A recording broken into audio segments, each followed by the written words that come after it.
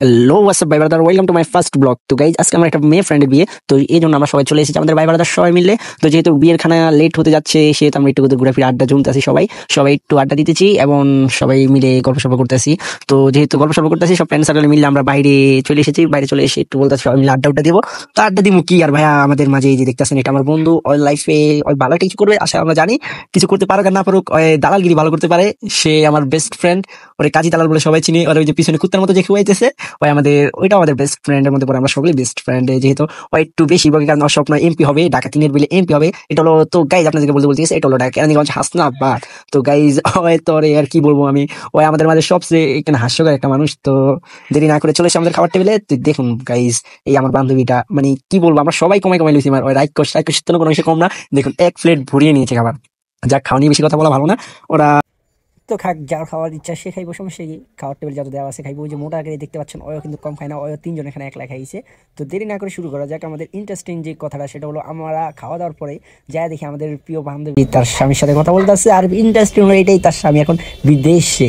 তো আমাদের কথা বলতে বলতে এখনই চলে এসেছে। আমাদের সবচেয়ে ইন্টারেস্টিং হলো এটা হলো আমাদের বান্ধবী রিলেটিভ কিউট, যার নাম হলো সাদিয়া। তো পিছিটা অনেক কিউট আছে, তার সাথে আমরা তখন মজা টজা করলাম, খেললাম। তারপর ওকে একটা বেলুন কিনে দিলাম আমার বন্ধু। তারপর আমাদের বান্ধবীর শাড়ি আনবক্সিং করতেছে আমাদের প্রিয় মিতানুর। তো মিতানুর যেহেতু আনবক্সিং করতেছে, সেহেতু আমরা ভিডিওটা করতেছি। ওই বলতেছে একটা ভিডিও কর, সমস্যা নাই, আমি দেখি, তারপর ওই ভিডিওটা এডিটিং করে দেবো। তো আমিও ভিডিও নিয়ে নিয়েছি। আর সবচেয়ে মজার বিষয় যেটা, সেটা হলো আমার বান্ধবী যখন শাড়ি নিয়ে করতেছে, তখন আমার বন্ধু শাড়িটা পরে নিয়েছে। আসলে পরলোকে অনেক দারুণ মানাইতো। তো কথাবার্তা শেষ করে আমরা চলে যাবো আমার বান্ধবীকে গিফট দেওয়ার জন্য। যেহেতু আমরা একটু মজার জন্য আমরা গিফট দিয়েছি, যেহেতু বড় গিফট দেওয়ার কোনো প্রয়োজন বোধ করি না, এটা হলো মজা জাস্ট। তো আমরা সবাই মিলে যেতেছি, যাইতে যাইতে দেখতেছি আয় হায়, তারা তো খুশিতে মেতে রয়েছে।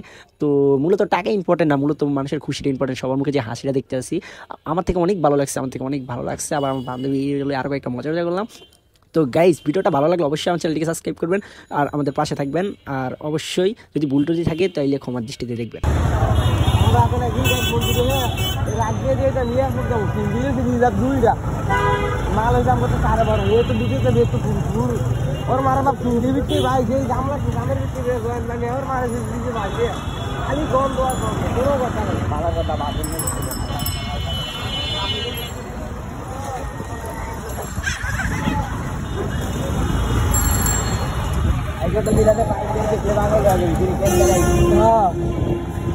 বাইরে পুরা ঢাকায় রাস্তা দিয়ে হাঁটলে কমপক্ষে 150 মাইলের কথা, কমপক্ষে না হইলো এর দেখলে চেষ্টা ভয় পাবে। তুমি কি রিজেন তারাই তো আগে একজন তারা যাইতাছ, এটা সব কিছু ভালো লাগে না।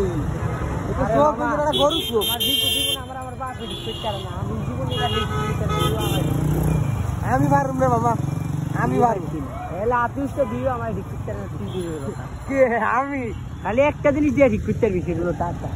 আরে মামা, তোর কিছু দিন না, তুই দেখবি হুদার নাম সব হয়ে গেল। কালকের কথা